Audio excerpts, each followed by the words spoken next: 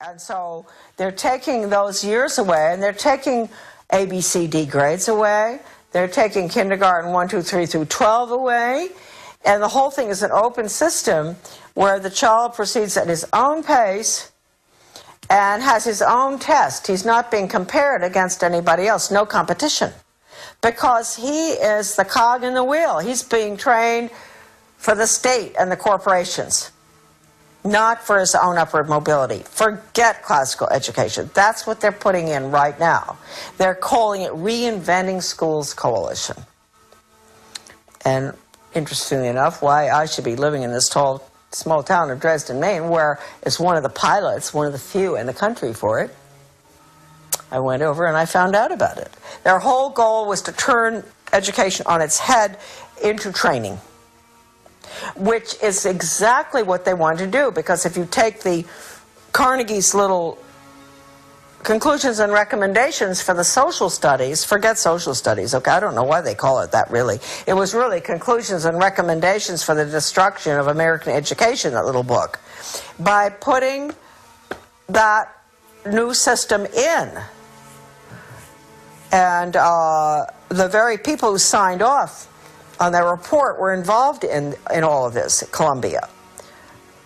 George Counts, Rudd, Ballou, you know, all the names. And so Carnegie, whereas you had Hopkins and University of Chicago and all were putting in the method, Carnegie was advocating the change of our formerly free market system to a planned economy, Soviet style, through the schools. That's the little dark blue book, Conclusions and Recommendations. That is recommending a new form of government and economic system for the United States, and it clearly states in there the American people are going to have to get used to this, because this is the new order. That is these barriers are breaking down all over the world. We've got to have a world system and all. You know, this is all. I mean, this isn't direct quotes, but this is what the book tells you, and that the curriculum has to be completely revised from the old classical curriculum to focus on world government, basically. That's that little 1934 book. So at the same time, you had Columbia University and Dewey and all of them. Dewey had, you know, a lot of them had been to the Soviet Union, George Counts, and they were just saying, this is the most wonderful system, blah, blah, blah. Well, you know, I think Counts recounted or recanted sort of at the end, you know. I think he realized, because things were getting pretty brutal in the 30s under Stalin. It was pretty hard to defend the system. But anyway, the goal, I think, people will always ask, well, why on earth did Wall Street finance the Bolshevik Revolution? Why would they do that? Well, I think they did it because Russia was I don't think they did it because they were atheists or one thing or the other. I mean, William Boyce Thompson, he was first head of the Federal Reserve, I think. He put 100,000 of his own money into Russia. I think it was all greed, personally. I think that's why they initially started supporting the Bolshevik Revolution. I think they wanted to be in control of the natural resources. I'm talking about America's Secret Establishment by Anthony Sutton. I knew Anthony Sutton. We met. We both were working on U.S. Soviet policy. I used to be in the State Department, so I was interested in that too. But one day, you know, he said, you know, I'm interested in the influence of the order at Yale. And I said, oh, you are? And interesting enough, I had just the day before received the copies of the membership in 3 or 4 little books. They're actually, we can take pictures of them if you want. I have them. And he said, you have the membership list? And I said, yes. And he asked me to send it to him, and I did. He promised he'd get them back, which he did. And he told me, he said, Charlotte, I've been doing research for the Hoover Institute for several years on U.S. aid to the Soviet Union and wondering, what on earth are we doing? Why are we building up our enemy? I just couldn't understand it. And he said, when I put all those names on the membership list that you had out on the dining room table, all of a sudden everything made sense. I saw the names of these very important people who were all involved in the defense contracts, who were involved in education going way back, everything. I saw what they were doing. And that was when he became, you know, even, he really started focusing. And he wrote the book after he got the list. And I've always really liked that. This is a really good quote here that I like to use, because not just because the fellow that he's quoting was a friend of my father's, sort of interesting, but because it tells you exactly how important the Order of Skull and Bones at Yale is. People say, oh, it's a little boys club, and they ignore it. They ignore the fact that John Kerry and George Bush were both running for president. You know, they didn't, I mean, isn't this sort of weird that out of an organization that has a maximum, I don't know how many, maybe 12,000 members or less, you know, since its creation, I don't know how many there are, that we would end up in a country of, what, how many million are we? Having two people running for president who are out of Yale, the Order of Skull and Bones? I mean, that just doesn't make sense. So anyway, this is a quote that he has. This is from F.O. Matheson, who was Skull and Bones, 1923. My father was too. To Donald Ogden Stewart, Skull and Bones, 1916, an older guy. In regard to Matheson, they called him Matty, Matty's upcoming appearance before the House Committee on Un-American Activities. So he's writing to his other Skull and Bones buddy, you know, soothing his concerns, saying, don't worry, we'll make it. We're going to get by here. You know, we're going to get our agenda in, basically. So Matheson says, quote, as long as we have somebody from Bones, himself, right, who can bring pressure on the committee, I should think we'll be all right. So that's a very important quote. Now, Sutton goes on here, and he says, for over 170 years, these people have met in secret. From out of their initiates come presidents, senators, judges, cabinet secretaries, and plenty of spooks, CIA. They are titans of finance and industry, and they have just recently installed a third Skull and Bones president of the United States, George Jr., right? George W. Bush's secret name is Temporary. His father, George H.W. Bush's Bones name is Magog. And his grandfather, Prescott Sheldon Bush, stole for the order one of their prized possessions, Geronimo's skull. But the Order of Skull and Bones secrets have always been safe for the press, of which much they owned.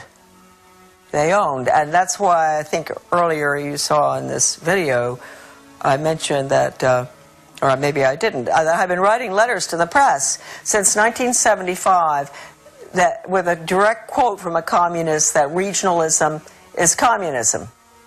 And I've had other articles published, but they would never go near that. Either they would take that quote out, because that's a quote from a communist writer for the Daily World, writing for their own journal, the Daily World. And so when you talk about the control of the press, it's complete, the major media. I don't have to tell you folks that probably, but anyway. All right, no, Skull and Bones, Bonesmen, here's a little list. Time Life Fortune's Henry Luce, Newsweek's E. Roland Bunny Harriman, right? Cowles Communications, Alfred Cowles. National Review's William Buckley. Boy, he took us to the cleaners, didn't he? Atlantic Monthly's R.W. Davenport. I guess Buckley was the one that managed to get the conservatives in line, so they're supporting a planned economy and all, right? He said that he said that John Kenneth Galbraith was one of his best friends, and he admired him. So, Didn't he repudiate the Birchers? Oh yes, yes. Went after the Birchers.